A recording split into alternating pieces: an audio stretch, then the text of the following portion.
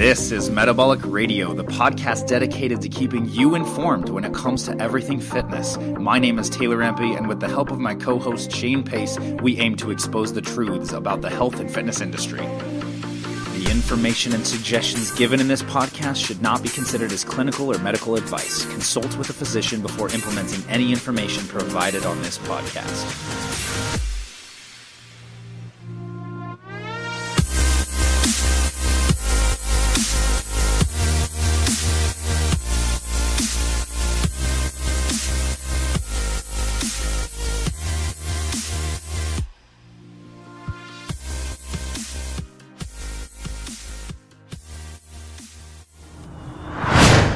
So we've been getting a lot of questions from people about the psychological benefits of exercise, Shane.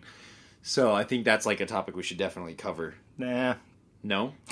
Get off your phone. I'm always on my phone. Always at the beginning of the episode, he's on the phone. Have to be on the phone. No, you don't. It's important. We live in a social world. You don't need to talk that close to the mic. I want them to hear me. Weird. Oh, I'm just But seriously. I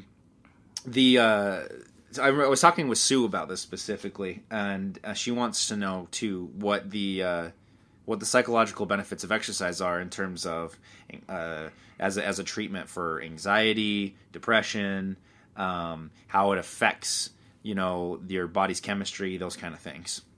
I think that's actually really cool.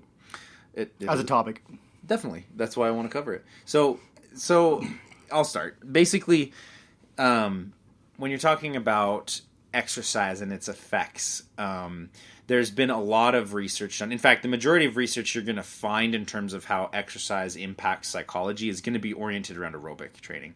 Well, that's true. Yeah, I mean that's especially things like running. Running's one of the big ones. Yeah, and I've taken 2 courses on sport and exercise psychology, and the impacts that it has on people. And most of what's cited is often related to aerobic training, because that's the modality of training that was more common and mainstream, and so that's what often was being researched, and that's why we have a lot of knowledge in the realm of aerobic training concepts and things like that is from these studies. But you'll find, in fact, I actually did participate in like a little mini experiment that wasn't like truly controlled or anything like that, but just a group experiment that we did with one of my classes, where we took a brain cognitive functioning quiz, and before doing anything, we did this together. And then we all went out after taking the quiz, and we had taken the score and everything. We went out and did a 20-minute run, just a light, low to moderate jog, pretty much, to keep it relevant to the study that we were kind of talking about. And then we came back after that 20-minute bout, took not the exact same test, because we obviously wouldn't know the questions. It was one that was determined to be on the exact same difficulty level because of how they had structured the questions and things like that. And it was more like there was a couple questions, but it was more problem solving. It was like crossword puzzles and like matching synonym type words and other things like that. Anyway, we did our own little experiment, and we saw the end results. And in just one single 20-minute bout of low to moderate intensity aerobic activity, there was a dramatic change in our cognitive functioning, increases in mood, increases in memory recall, and just overall reaction and ability to perform problem-solving activities. So, are there mood benefits? I mean, this was mostly focused on cognitive functioning, but are there mood benefits to engaging in exercise? Absolutely. Mm-hmm. And especially from just one single bout of exercise. And that's what's important, I think, for people to learn is, yeah, it's going to take a long time for you to transform your body, but you can immediately start feeling the benefits. Well, you'll change your moods. I mean, you'll literally change your moods. In one single bout. Oh yeah, well, like we talked about. Again, we talked about this a little bit before we aired, but I am a little quiet today. You're a little quiet. I should not be quiet. I'm always loud. It's no good. Oh, so what were you saying? Sidetrack. But dopamine. Dopamine is the feel good. I don't want to call it a hormone. Endorphin that that's released when you exercise, and so it causes people to be in a better mood.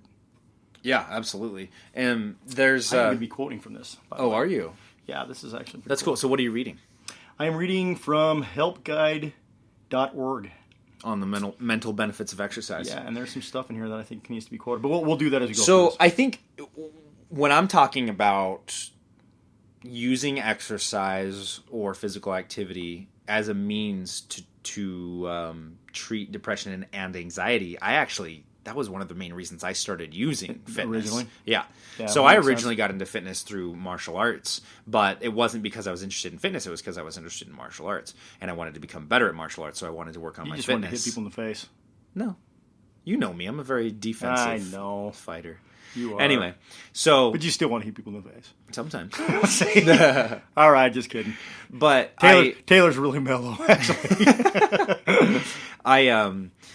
So when I started engaging in exercise, even though I was working towards a different goal that I would say was more performance related, I found that it was helping me deal with depression and anxiety that I was experiencing at the time, which I had struggled with for years prior to. Never been on any antidepressants or anti-anxiety or those types of medications, and I've never taken them before to this day, because fitness has helped as a healthy coping mechanism. Right. I think that's really a good thing for people to identify, because the way that it changes your physiology is it does affect your brain chemistry. It can release those good brain chemicals, like you're talking about, certain healthy levels of dopamine and chunks of this.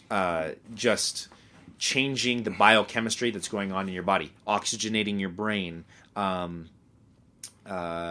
warming up your body, getting you to move and getting blood flowing, oxygenating not just your brain but your whole body. It's all contributes to what makes you just feel better. It's kind of like you might be able to relate to this. I've had clients before that, mood and everything aside, when they start moving, they just feel better. Like, their joint problems tend to alleviate. Their pain goes away a little bit. There's just this weird auric, like feel better. Well, that's because of some of the other things that it releases, because it has a decrease in pain because of my brain's not even going to tell me the word right now, but it'll release certain things that actually decreases pain receptors. Oh yeah, I know exactly what you're talking about. I just can't think of it off the top of my head. Yep, it's okay. I didn't eat today. He's always mad at me because I eat like garbage right before I come here, worse than usual. Or doesn't eat at all. Yeah, that's usually the biggest problem. He's a big proponent of intermittent fasting all the time. Unintentionally, or too. Just fasting. Yeah, just fasting, like 30, 40 days at a time. Yeah. But things that make you feel better especially would be the hormones. When you engage in, let's say, resistance training activity, you get a release of anabolic hormones, growth hormone, testosterone, and other things in your body that give you literal energy, that make you feel better, that make you feel it makes men stronger. It makes men think better, too. Testosterone is one of the things they've found that if it's low, cognitive functioning crashes. So helps them deal with crashes. What do you mean? Well, no, I mean they stop thinking. So, when it lowers. So dementia and things like that are related to it. Interesting. Yeah, I'm not saying that's like pure science, but I know that's true. Yeah. There's evidence that that I've actually read. There might be a correlation. Yeah, I was looking into it because of some stuff related to family stuff that I was curious about, and so it's when you have lower testosterone level because of age. You want to know one of the benefits of this? I've talked to my father, who's a psychologist as well. Because since he's a psychologist and I do a lot of exercise related stuff for work, we have conversations like this. Sure. He's talked about how I was telling him when I very first started getting into fitness, I was saying, you know what, I just feel smarter. And I'm not trying to toot my own horn or anything, but as I started exercising, I was like, I just feel like I'm becoming more intelligent. And yeah, exactly. And there's a correlation to potential increase in actual IQ associated with when you exercise and diet, and when you eat well, and associated with appropriate nutritional intake. Well, one of the podcasts that you and I both have listened to is Smart Drug Smart, and which talks all about nootropics and neurological, just anything about neuroscience, right? Yeah. Oh, yeah. Absolutely. And it's closely tied to what you're saying. Yeah. So it's interesting that one of the psychological, like I guess you could say, outcomes as a result of exercise is also just improved intelligence. Well, can be before maybe because I do want to quote some stuff out of this article, and it'll probably take a long time to even quote it because it's actually pretty good information. I think it would be. So what was it summing up essentially? It's giving a whole stack of health related benefits. I mean, it showed a slew of them, but I wanted to step off, and I did that on purpose. But I wanted to step off and start looking at this from a massage therapy type standpoint. Oh, this would be a good perspective. So when you're okay, I guess let's just start from the beginning so you guys understand this, since I'm talking like you guys know it. Your body runs on electricity. Okay, your neurological system runs on electricity, and how it moves muscle is by electrical impulses. Well, when you have an injury site or you have stress or anything like that, your energy levels start to go up and down your spinal cord really fast. It starts to get more and more power. So when your stress goes up, that's what causes a lot more pain.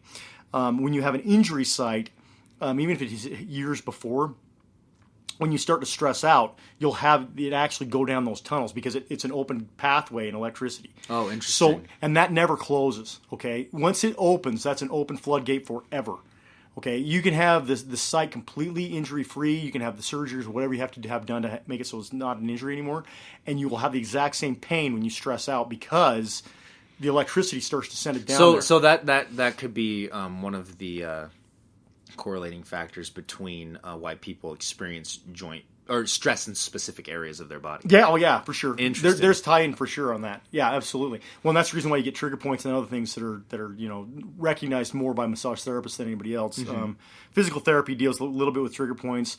My personal belief is they're not as good at it as someone who does a more physically based modality. But when you do exercise, it releases that energy levels and it makes your stress levels go down, which is going to cause you to have less pain because of that. That's not what I was talking about before, because that's hormonally based. This is electrically based. So on a purely electrical system, you're releasing the stress out so that it actually makes so all of your body goes back into a more relaxed state ultimately, if that makes sense. Now, if you injure yourself in the process, you're just going to open another site, but that's another story altogether. But yeah, that's one of the reasons why exercise actually does that kind of stuff. It'll help with a lot of neurological reactions because of releasing that energy base. So that's awesome. Yeah. One thing I wanted to bring up was getting fresh air. And I agree because there was a study I had read a couple years ago about they wanted to see why Utahns had a higher depression rate or a higher usage of antidepressants. And so what was done was they took and I can't remember if it was a survey or if they just did like recall type questionnaires or things like that with these people, but they took LDS missionaries who started in Utah and they go to their missionary training center before they go to do their religious work out in the world at these different countries and different states around the country, and they took these guys who were on antidepressants or anti-anxiety medication that they found voluntarily after they left Utah and went to the place that they were doing their religious work. They found that they just chose to go off of their medication voluntarily, and so because they felt better. And so they were wondering, well, what could have caused that? And so, roundabout story, they said there may be some evidence because that the correlation to them feeling better, feeling more positive, having better mood was actually related to altitude, in that Utah's of higher altitude and poor air quality. Because Utah's in the Rocky Mountains. Yeah, and of poor air quality, as a lot of people know. And especially Salt Lake County. Yeah. And so what happened, what they think happened, not necessarily what happened, but what they think happened is when these people left, they found out they all went to lower elevation areas, more closer to sea level. And so they had better quality of air and they had better oxygenation of their brain, which they determined essentially has a stronger correlation to proper brain functioning, better psychology, better mood, those kind of things.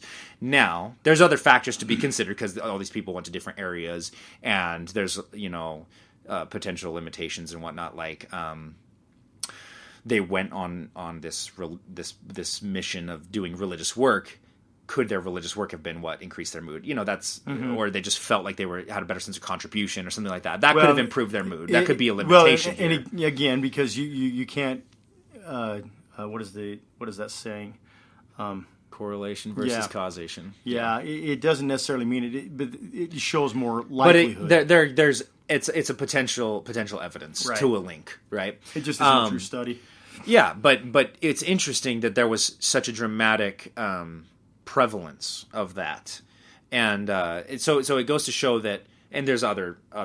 That's just an example that I had on top of mind, but it just goes to show with certain research, there is a link between how much oxygen you're getting and brain function, and mood, and that's one reason why a lot of yoga practitioners emphasize breathing, and Buddhists with meditation and different forms of oxygenation of your body. Both of those actually slow down your system's neurological reactions to the electrical systems will go down substantially. Is the same thing. Meaning that it causes them to relax, or yes.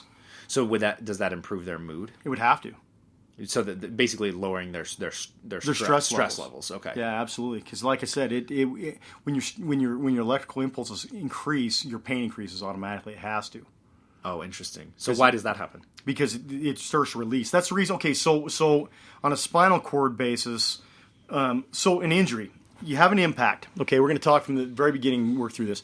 You have an impact site. Okay, the impact site has an automatic emergency reaction at the spinal cord level, not at the brain level, at the spinal cord level. And it sends back impulses to stop and restrict what's going on. That's where the trigger point scenario comes from. Does that make sense? So that's where your body kind of locks up or cinches up. That's the idea. Usually it gets worse than that. That's when you get those little, most people call them knots, but they're called trigger points. But what happens is the spinal cord continues to send this until the brain analyzes it and tells it you need to stop. It's good, and a lot of times it'll continue to go. Interesting. And the brain won't stop it, and that's why you get trigger points. They're leftover remains of an injury site.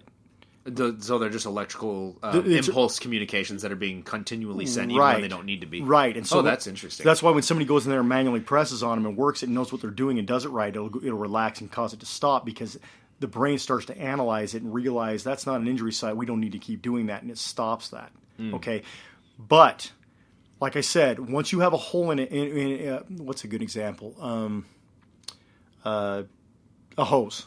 All right, you have a hose that you're watering your lawn with, and you get this little puncture in the hose.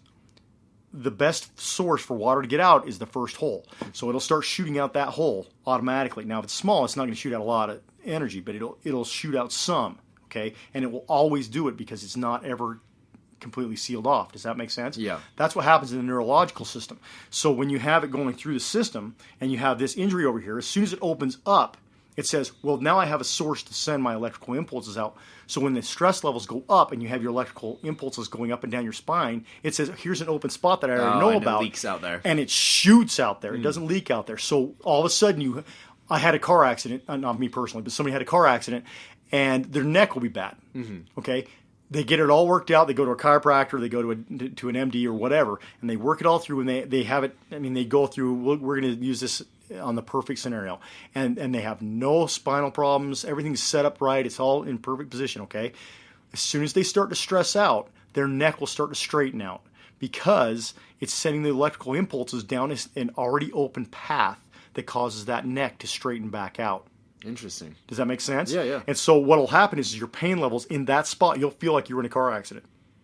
Okay, because that's the easiest path. If you start stressing out like crazy, if the weather changes, the barometric. Well, pressure that's what is I the was same going to thing. say is because a lot of people talk about how their mood is impacted. Oh, yeah. By Rightfully so. Joint pain. Yep. Especially is impacted by weather. Yeah, because they can Which recognize it. is It's pressure an related. interesting phenomenon. It's pressure related. So when you have the pressure goes up, it affects you on an electrically impulse basis in your Because body. your body can detect it even though you're Absolutely. not consciously aware of it. Right. And so what happens is you start to have, because it's a stress. It's a stress to your body. Fluctuations up or down in the barometric pressure will do this. And so what will happen is you'll get all your old injuries and you'll start feeling them even though you didn't do it again. Weird. So that's one of the things you got to understand. So when you start talking about exercise and mind stuff, realize the mind isn't just your brain. The mind is correlating to your entire electrical impulse system. Yeah. It's just Your the entire main neurological system, right? And so it'll affect all your thought process because of that. When you start to have electrical impulses doing that kind of stuff, so exercise is always going to help with that. Yeah. In a big way. Yeah. I mean, I've noticed personally that, like I said, exercise became a form of healthy coping with just depression and anxiety. That runs in my family, and just life circumstances, that causes those situations, and a lot of people suffer from this, especially in Utah. I'd say that over the course of this entire time I've been training, half my people have been on or had been on in the past antidepressants. It happens a lot here. And for whatever reason, we don't know necessarily why. But. Yeah, I mean, there's so many influential factors that could cause it, but what I found is I still tend to be an anxious person. I still tend to be very plan for the worst. I'm very A-type personality. I'm very punctual. I'm always thinking about, just all the different situations and things like that. So I tend to easily stress myself out. But what I found is for the first 2 years that I exercised, my depression was gone. Well, that matches this. This is partly why I want to read this. So Cheryl's right here. It says, studies show that exercise can treat mild to moderate depression as effectively as antidepressant medication. Yeah, I've seen that before in multiple times. And my father, who's a psychologist, and a psychiatrist I know, both recommend exercise as part of their prescription per se. Well, and it also goes on to say that it will be preventative forever as long as you don't. As long as you continue to exercise. Now, the only thing to talk about here that would be damaging with exercise is exercise excess or exercise to abuse. Well, then you're starting raising your stress levels. Well, but what I mean is not just overtraining. But No, I'm not talking about overtraining. I'm talking about getting addicted to. I understand exercise. that, Okay, right? Well, yeah. and that's an addictive personality. So if you have, I would rather have somebody addicted to exercise than cocaine.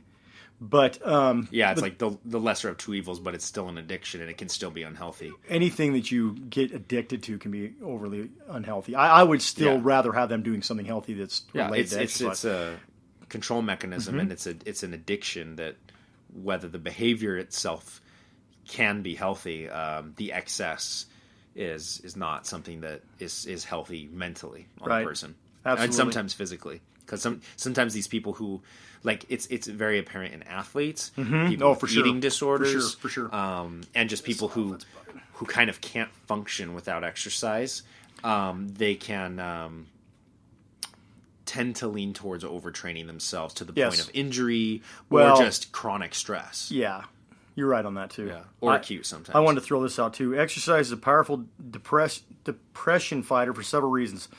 Most importantly, it promotes all kinds of changes in the brain, including neural growth, reduced inflammation. So it is what we did talk about. Yep. Interesting. Yep.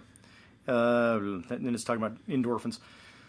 And endorphins, we've mentioned that a couple of times. Endorphins are essentially precursor hormones to dopamine. Well, that's why they we'll make this the feel good thing. Like people say, right. I'd like to run because of the endorphin release or whatever. Right. It's so that certain types of exercise will trigger a certain type of endorphin response, which will just make you feel better, like just good mood. You know?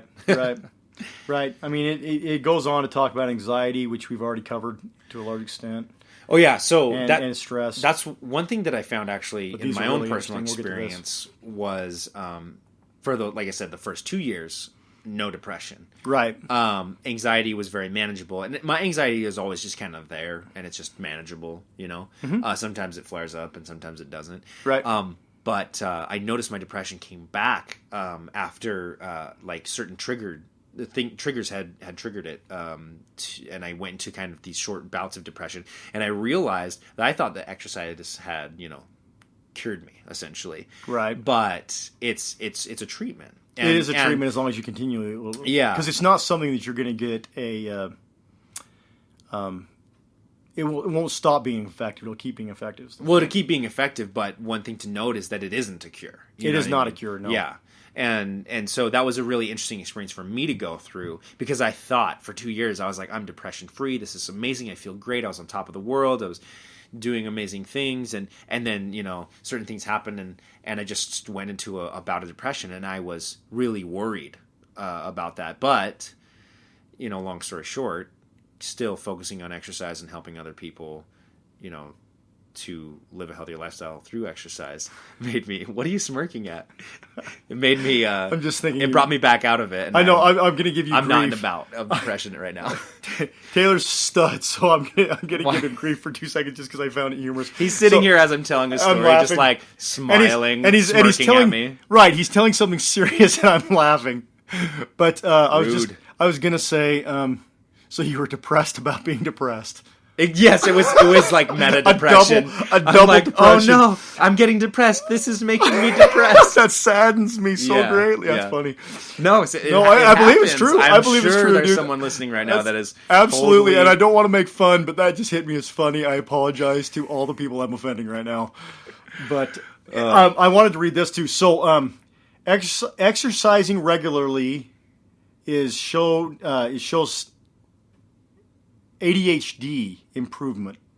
So, I can see for that creativity, motivation, memory, and mood. Well, because of it helps people focus. Mm-hmm. It allows for better cognitive functioning. Yeah, the serotonin. Yeah, it changes the brain chemistry. Oh, yeah, and in fact, there's I've been reading a lot of research recently about exercise, more in-depth exercise programs being incorporated into schools. Mm-hmm. They should be. And I'm a big advocate of this. Oh yeah, but they were pulling away from that. That's what kills me. Back in the 70s, there was a push. In the 80s, it became huge when Schwarzenegger was pulled in by President Reagan.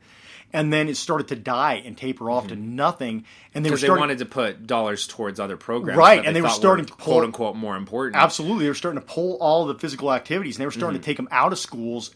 And so that's really good. But test scores dropped, kids' focus dropped, and so there was one. I can't remember the school, but there was one coach that there was a kind of a longer overview that was done on him and the program that he had. Literally, the school wasn't giving him any money for it. He was doing fundraisers year round, right. And parents were paying for this. That's cool. And he built a weight room. He had kids coming in before, and they built it into the curriculum, but they said we're not necessarily going to fund it. And so kids would come in and they would do their choice of resistance training or aerobic training for a certain duration of time prior to school every morning. That's cool. They found they did their own little kind of studies and observations in their classes and saw that these individual students' test scores went up, their focus increased, they had fewer mood swings, and they just generally their mood improved by actually focusing on not just PE but actual purposeful exercise with resistance and aerobic training on almost a daily basis. Right. And this was, I think it was a junior high. It might have been a high school, but I'm pretty sure it was not elementary. I think it should be an elementary school. It should be in all schools. Absolutely. I think so too. And we could talk a whole nother episode about policy with physical education and nutrition education, especially. But the one thing I also wanted to hit on ADHD is, according to what I'm reading, it talks about it has a very similar effect to Ritalin and Adderall. So people that are on that kind of stuff. Now, I'm not saying they should jump off of this, and again, this is stuff that's way into the doctor's realm. But if this is as accurate as I believe that it is, this will help to a large extent to alleviate medication. Oh, I think that it can definitely help. Just like exercise can be helped to prevent and treat other conditions, and get people off of medications. Obviously, they should do that in accordance with what their doctor recommends, since we're not MDs. But I could definitely see how that would work, or that those two things would work hand in hand. Well, here, I want you to look over that really quick, because that's something I think that's worth covering. It gives a pretty good list on some of the things that on a mental aspect is very helpful. So yeah, so I mean, basically, the resources we're looking at, it's showing sharper memory and thinking. So like we said, cognitive functioning, recall, reaction time, those kind of things. Higher self-esteem, which is huge. Not just in terms of how you feel and your mood, but also, visual and self-confidence. Mm-hmm. People work out because they want to look better. That's one of the main motivating factors. Yep. And so when you work out, you start to develop a better self-image the majority of the time, in most cases that I've seen. And just because you feel like you're working on yourself, you're building on yourself, and you're constructing this healthier, better you. And so it increases your self-esteem and your own self-image. Better sleep, obviously this is going to happen, which is definitely levels too. Cognitive and psychologically related, right. Even though we're talking about kind of a physical aspect, which is recovery. But sleep quality will definitely impact things like your stress levels. Well, that's when your brain actually does all its stuff anyway. So that when you go into REM, yeah, it'll actually raise and boost mental performance just from sleep alone. If you're not getting the adequate number of hours, and 8 hours is suggested, but that's not necessarily correct for anybody. Well, it's around that time. Yeah, it depends on the individual. Right? But talk about how recovery and sleep is super important for the CNS, central nervous system. You're on it. You're swollen. Well, you were talking about all the electrical. No. I know that. So I'll let you do that because it's not that we can't. Both of us could cover this. But yeah, but I mean, basically, when you're going to sleep, yes, your body's going to a kind of a physical recovery state, but you're also going to a neurological recovery state. And so when you deprive yourself of sleep, it's when it files stuff too. So when it to make sense of the world around, the brain actually has to have that downtime to do its own thing and can connect it to what actually happened. And so memory, they've found, is actually something that we perceive on a level that it's not real, if you will. It's real to us, but it's not necessarily how it really happened. And they've shown that through studies.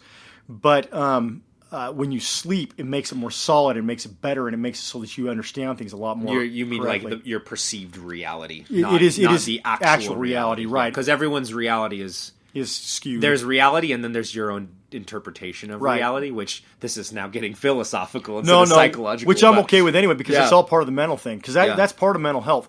And so when you throw that out there, you got to talk about sleep for that reason. Because a lot of people become really mentally ill if they don't have the correct sleep levels. And it has a lot to do with the fact that their mind isn't able to process. Yeah. Well, so it's circular. So if you exercise, it can increase energy, it can increase mood, those kind of things. You're going to need to sleep as a result. Everyone needs to sleep, but when you exercise, you tend to need sleep a little bit more just because you're putting your body under more physical stress. So when you go into that recovery, your central nervous system has time to recover as well. And if you try to continue to run off of very few hours of sleep, which probably the majority of people listening may do, right? Then your physical ability continues to decrease. So it's circular. If you exercise, it's going to improve your mood. And if you're improving your sleep, then it's going to improve your exercise. So everything is just all interrelated. Well, and we can tie in some other stuff that we're not tying in right now. If you eat the correct nutrients will help, like we talked about with coconut. Coconut oil has a real beneficial aspect to brain reactions as well. I think we brought it up before, but coconut actually has an MCT oil, which is based off of coconut oil, it's similar. It's related to coconut oil. It has a beneficial effect to people with dementia, or Alzheimer's, or diabetes because of the way it reacts to the body with ketones. Now, granted, I do want to throw out something as a side note really rapidly at this point about ketoacidosis for someone who's a diabetic, since that's life-threatening. Ketosis is not, but those two are often confused. And that's the reason why I wanted to put that out real fast. We probably will cover that in depth sometime, but that's something because that's something that's important. But the reality is a ketosis type reaction for the brain is phenomenally good. It runs as well, if not better. In fact, I think that it runs better mentally. It depends because your brain does run off of glucose. And it does. Well, no, I'm not saying it doesn't. I'm saying that it doesn't exclusively. Now, that's correct. It can run off. Your whole body can run off of fats and carbs, like we've talked about. Correct. But you're going to have some really big impaired cognitive functioning if you're trying to switch to a ketogenic diet at first. Initially. Yes, and if you don't maintain it, you'll get what's called brain fog. But that goes away pretty rapidly. Yeah, but your brain can learn to run off of fats, and it needs fats. And this is what I'm saying, and this is why talking about this topic, I think we need to cover at least a little bit. Is when somebody starts having Alzheimer's and dementia, according to the more recent studies, it's tied heavily to a poor reaction to sugars. Mm-hmm. And we've discussed, I've seen evidence with that with other related neurological diseases that affect for sure. your neurological function. Right. And so when you start to eat things like coconut oil or MCT oils, they cause your ketones to go up.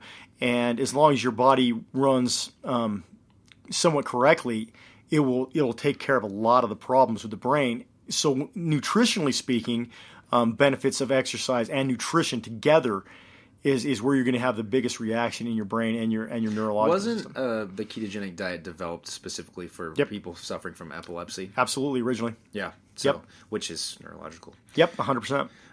So one more kind of like point on this that I want to talk about is, like, I just barely touched upon it, where people use exercise as a means to treat, or they hope to cure their depression.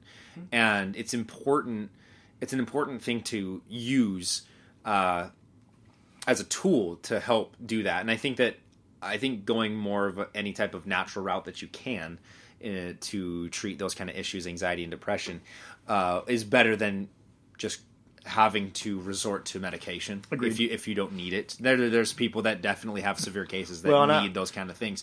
But just to remember that, look at your environmental factors that are influencing maybe your thoughts and depression or anxiety and those kind of things. Is it a genetic hereditary predisposition, like I have a little bit of, or is it situational? And look at lifestyle. Don't just start using exercise or start using medication to treat the problem. Look at what's causing the problem. If it's not just like I said, predisposition, if it's actually environmental factors, because then you're looking at actually total wellness when it comes to psychology versus just using exercise as a mere treatment. Right. And I was going to say on the other side of the doctor discussion, when you start talking about things that are mental related issues, correct diagnosis, which comes from a medical professional, is important.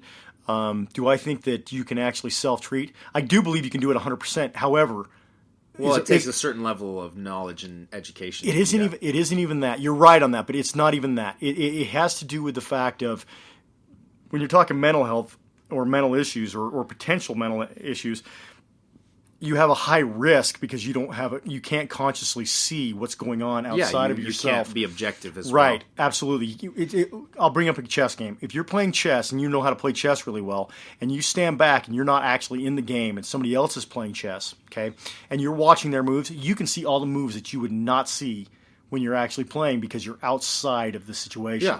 And it's the same scenario with anything, especially mentally related, because when you're in depression, when you're in anxiety, you think that the world is down on you. You can't do anything about it, okay? And you may see an opportunity to fix it with exercise, which it may do, but you don't want to take a risk that you may fail on something and fall by the wayside, if you will, trying to fix something on your own. So you want to have somebody involved that actually has the education behind them. Not that I think that they're always right. I mean, don't get me wrong. I'm not saying that they're always right either. But this is where I would say I would defer heavily to having somebody go and speak with somebody about those kind of issues. That being said, exercise is going to be beneficial. Oh yeah. Eating correct nutrition is going to be effective as well. And these things have been proven to be effective, as effective as the drugs that they might prescribe. My recommendation is... And the reason is because it changes the biochemistry Yes, it does. of your body and which your is brain. exactly what the drugs are doing. Exactly. Yes. So that's why it's such a strong treatment method. Exactly, and that's the reason why I was going to say, being someone who likes to deal with his own issues, okay, I'm going to tell you that if you go in conjunction with a doctor and you work through it and you actually, an educated doctor when it comes to physiological reactions in exercise, I think that's crucial, because I'm going to tell you there's guys out there, again, that don't know this. Okay, they may be good at what they do, but they're not going to understand this. But I would be asking them if that's a direction, if you are on those kinds of things, if that's a direction that you can go, and I would be monitored to do that, because you want to be intelligent about this, because if it doesn't work, you have to have something to fall back on.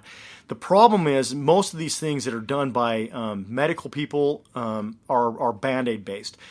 Doctors do not fix you. They can't fix you. Your body fixes itself. Well, okay? they treat, it's the aftermath. You go to a doctor. We've talked about this. You go to a doctor once something's already happened. That is usually correct. It's a reactionary, in terms of a preventative, which is a Western look. Now, in like we talked about, since you're bringing that up, the East belief system is the exact opposite. You go to the doctor all the time because he's actually going to help you stay healthy, because that's how they get paid there. Yeah. But my point is, no matter who's doing it, your body heals itself. They sew it up so that your body can heal itself. They give you drugs so that you can heal yourself. It's not because it's your drugs healing you. Yeah, and so they're aids. They're aids in to the process. Right. They're, again, like we always talk about, they're a tool to an end goal. Yeah. As is exercise in this case. But I would highly suggest to anybody who would want to go down this road using something like exercise to overcome a mental or a physiological problem, to be tested. Yeah, you should have proper diagnosis and monitoring, and, for sure, alongside it, for sure. I think that for intelligence. I mean, it's just a smarter look. Yeah. And when it comes to like exactly what types of exercise you should do, here's where I'm gonna go a little bit off from what I normally recommend. And we'll probably disagree. But here's the thing for body composition, because we often talk about body composition. Yeah, we're going to recommend a resistance-based training program with minimal, excessive, or overly intense aerobic training. That kind of a program. But when it comes to psychology and mood and things like that, now, like I said, the past research may have been skewed to be oriented towards only researching aerobic versus resistance. So there's probably more substantial evidence to support aerobic versus resistance because of amount, but the thing that I kind of want to point out is that aerobic can be very beneficial when we're talking about mood. Like a lot of aerobic. In fact, I know that I've worked with people who are very adamant about running long distance, ultra marathons. People that have run up to 70 miles a week, that kind of type of running. Like usually that's an addiction too. Exactly, though. And that's what I'm getting into, is that you have to be careful that your exercise doesn't that's helping treat you doesn't turn from a treatment and an aid and a healthy way of coping into a sickness of its own, or into an addiction, or to a dependence, or exercise abuse, because it's dangerous, and I've seen a lot of it, and it's really, really hard to get those types of individuals to come down from that. And I've in the past I've been unsuccessful before with individuals, and whether that was lack of ability on my part, or they didn't want to incorporate therapy with it, or something like that, or maybe they just were using that to cope with like a traumatic experience. A lot of people I've talked to have had that situation. And if they do that, it's tied together to a good feeling, and so it makes that stronger. Yeah, exactly. Not that it's bad, but it becomes that much better because you're releasing it, and in the course, your mind makes that become a part of the solution, and it may not be a true solution.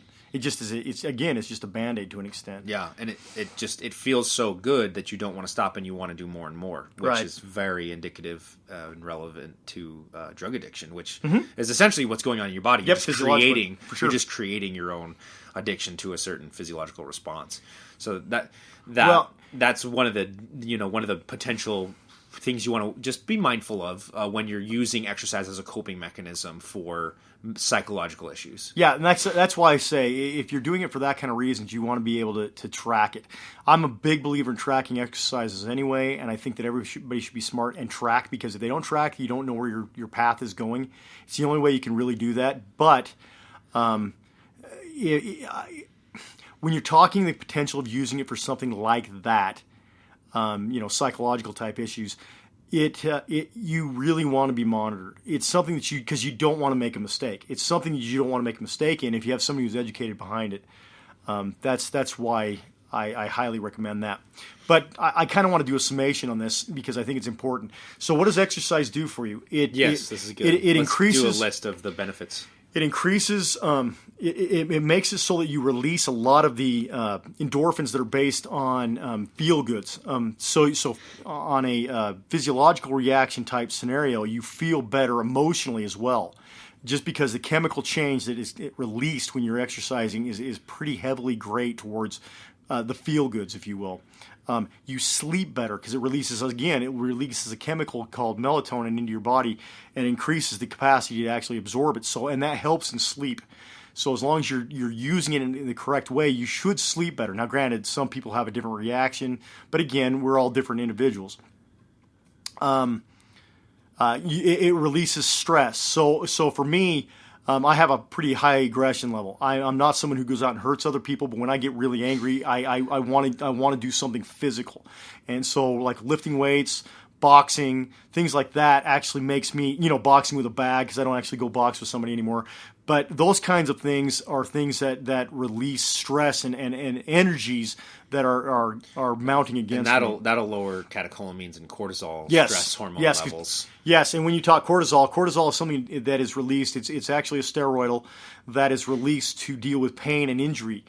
So when you start having all those kind of things, and that's partly what he's talking about, is when you're doing this, you're releasing stuff that's actually going to compensate for that, so you don't have to have those things to fight pains, if that makes sense. Anything else you wanted to add? Also, just like we talked about, increase in self-confidence, increases in mood, increases in actual brain cognitive functioning. Right. It can potentially increase your intelligence if coupled with the right type of diet and nutritional intake. There's just a whole slew of benefits psychologically and emotionally that come from engaging in any exercise, whether that's you're taking a walk every day in nature, whether you're actually a runner, whether you participate in a sport that you love for its intrinsic value, whether you're lifting weights, whether you're a martial artist, a type of collegiate athlete. It doesn't matter necessarily for psychological reasons what activity you're participating in, as long as you're actually engaging in an activity that you've kind of determined helps you. Right. Body composition and pursuing performance and results and those types of things aside, any exercise and activity is going to definitely increase mood. For sure. And improve your psychology. Yep. So, anything else? Nah. All right. We'll move along. Well, all right, guys. We'll talk to you next time. Have a great day. Enjoy. Hey everybody, thank you so much for tuning in to today's episode. Shane and I hope you learned something new and exciting today about your own health and fitness. Head over to metabolicradio.com. There you'll find our bios and our results-driven programs that are designed to help teach you everything you need to know when it comes to getting real permanent results. You can also sign up for our newsletter to get free weekly updates. To chat with Shane or I, just email us at taylor@metabolicradio.com or shane@metabolicradio.com. We would love to hear from you. You can also join the conversation on Facebook. Just go to facebook.com and search for Metabolic Radio Private Forum. There you can request to join the group. We would love to add you to the conversation and answer your questions on the show. And hey, if you like our podcast, please help us grow our community by leaving us a 5-star rating and review on iTunes. We would really appreciate your help. Thanks again so much for all your support and your listenership. Now go out there and spread the good word of fitness.